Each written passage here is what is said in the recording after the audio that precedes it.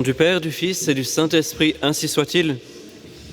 Mes bien chers frères, le spectacle de la crèche ne laisse personne indifférent.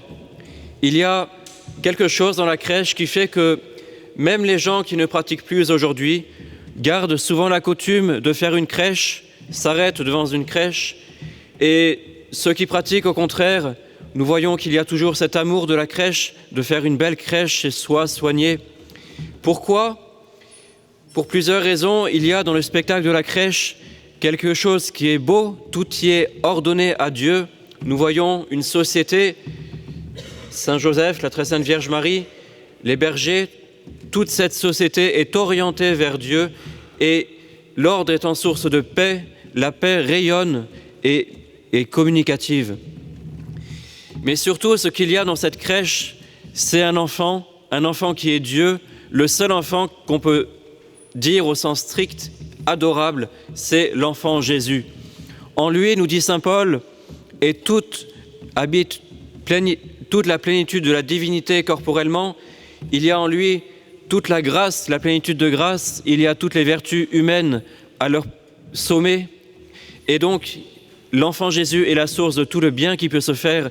Et c'est pour ça que tout ce qui rayonne dans la crèche vient de cet enfant Jésus et rayonne par lui. Cet enfant, en effet, est Dieu, et il serait peut-être trop long de parler de toutes ses perfections, puisqu'étant Dieu, il a toutes les perfections divines en lui. Elles sont infinies, nous ne pourrions pas toutes les citer, mais retenons simplement 3 perfections divines que nous voyons dans l'enfant Jésus. Regardons sa bonté, regardons sa miséricorde et regardons sa puissance. Sa bonté, tout d'abord. Il y a une loi qui régit tous les êtres et qui trouve sa source en Dieu, c'est que plus un être est parfait, plus il a de bonté, et plus il a de bonté, plus il tend à communiquer cette bonté. Nous voyons dans l'univers créé que le soleil tend à répandre sa chaleur, les arbres, les animaux tendent à faire un être qui leur est similaire, ils tendent à renouveler leur espèce. Un homme va tâcher de communiquer ses idées qu'il a conçues dans son âme, dans son intimité. Nous voyons qu'un apôtre cherche à communiquer la vie divine, et donc plus un être est parfait, plus il va se communiquer intimement et de manière totale.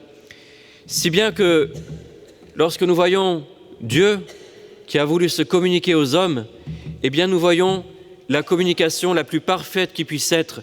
Dieu ne nous a pas envoyé un prophète, Dieu ne nous a pas parlé par l'entremise d'un ange, Dieu est venu lui-même. Il a communiqué ce qu'il avait de plus intime, de plus cher. Il a communiqué sa personne divine, il l'a revêtu d'une nature humaine, si bien que l'enfant Jésus, c'est le Verbe de Dieu, c'est la personne divine du Verbe incarné. Et c'est vraiment le don le plus parfait, le plus intime, le plus total que Dieu pouvait faire à l'humanité. Dieu s'est donné lui-même et c'est vraiment le reflet de sa bonté. Lorsque nous voyons l'enfant Jésus dans la crèche, nous voyons toute la bonté de Dieu qui nous sourit. La deuxième chose que nous pouvons voir dans l'enfant Jésus, c'est sa miséricorde. Car le propre de la miséricorde, c'est de venir aider. Il y a 2 choses dans la miséricorde. La première, c'est de s'apitoyer sur le sort de son prochain lorsqu'on voit son prochain dans la misère. Et cela, notre Seigneur l'a fait. Il a pleuré sur la mort de Lazare, il a pleuré sur la ville de Jérusalem, il a pleuré sur tous nos péchés. Mais ce qui caractérise avant tout la miséricorde, c'est de secourir celui qui est dans la misère, c'est de venir aider son prochain. Et cette miséricorde, nous la voyons resplendir dans l'enfant Jésus. Notre Dieu n'est pas le Dieu des philosophes, le grand horloger qui envoie une chiquenaude à l'univers et puis ne s'en occupe plus. Non, notre Dieu nous aime et notre Dieu vient en personne pour nous sauver.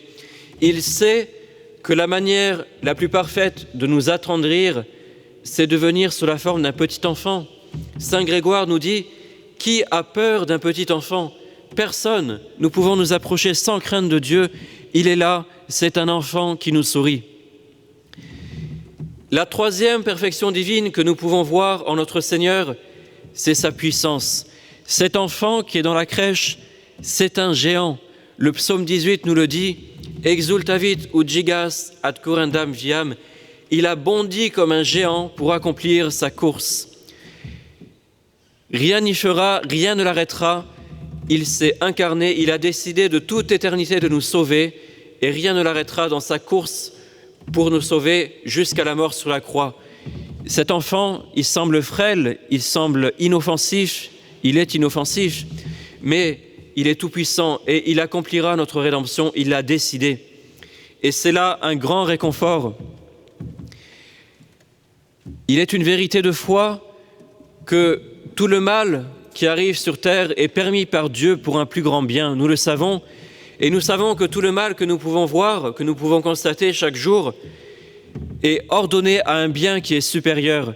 Le bien, finalement, du triomphe de Dieu au ciel, le triomphe des élus et de l'accomplissement parfait de la justice. Mais il peut être difficile d'avoir cette foi dans ce bien qui est supérieur lorsqu'on voit tout le mal qui se produit chaque jour et le jugement à venir, le jugement final est finalement un peu lointain, un peu abstrait. Alors, eh bien, l'enfant Jésus, c'est le premier triomphe visible du bien. Tous les péchés des hommes, passés, présents, futurs, tous les péchés même des anges, n'y font rien. Il y a dans l'âme de l'enfant Jésus à la crèche un bien plus grand qui se fait que tous les péchés du monde entier. L'enfant Jésus, dans l'âme de l'enfant Jésus, il y a un bien infini qui se fait et c'est déjà là une première victoire totale sur le mal. Et c'est pourquoi nous y voyons la puissance de Dieu qui vainc le mal, qui ne le permet que pour un plus grand bien. Et lorsque nous voyons l'enfant Jésus, nous pouvons dire, oui vraiment, il y a là un plus grand bien que tout le mal qui s'y fait. C'est ce que chantera l'Église dans quelques mois pendant la vigile pascale. Ô Félix culpa, ô bienheureuse faute, oui certes, l'homme a commis le péché originel, l'homme est faible, misérable, l'homme ne cesse de tomber dans le péché, mais il y a l'enfant Jésus dans la crèche et cet enfant a en lui plus de bien que tout le mal qui peut se commettre. Et c'est pourquoi lorsque nous voyons cette bonté, cette miséricorde et cette puissance de l'enfant Jésus, eh bien, ayons à cœur de lui être reconnaissants. Souvent, nous entrons dans une église pour y demander des grâces, et cela est bien légitime, pour de demander des grâces pour soi, pour ses prochains, pour ses proches. Mais pensons-nous à remercier l'enfant Jésus. Pensons-nous à le remercier de s'être incarné et d'être là dans la crèche, d'être là à chaque instant dans le tabernacle, d'être là pour nous sauver, d'être là et d'être là souriant. Pensons-nous à le remercier, à lui dire vraiment du fond de notre cœur, merci Seigneur, merci d'être là, merci d'être venu me sauver. Alors en ce jour de Noël, en ce jour où nous voyons cette crèche, cet enfant Jésus qui nous attend, eh bien, ayons à cœur d'aller à la crèche, d'aller remercier ce divin enfant qui est là pour nous racheter de nos péchés, d'aller remercier également pour cet autre don qui est un don incomparable, qui est le don de la bienheureuse Vierge Marie. En elle également, il y a plus de bien que tout le mal qui peut se faire. En elle également, il y a cette victoire totale du bien sur le mal. Alors allons à Jésus, allons à Marie, allons à Joseph et demandons toutes ces grâces, remercions-le d'être venu nous sauver. Au nom du Père, du Fils et du Saint-Esprit, ainsi soit-il.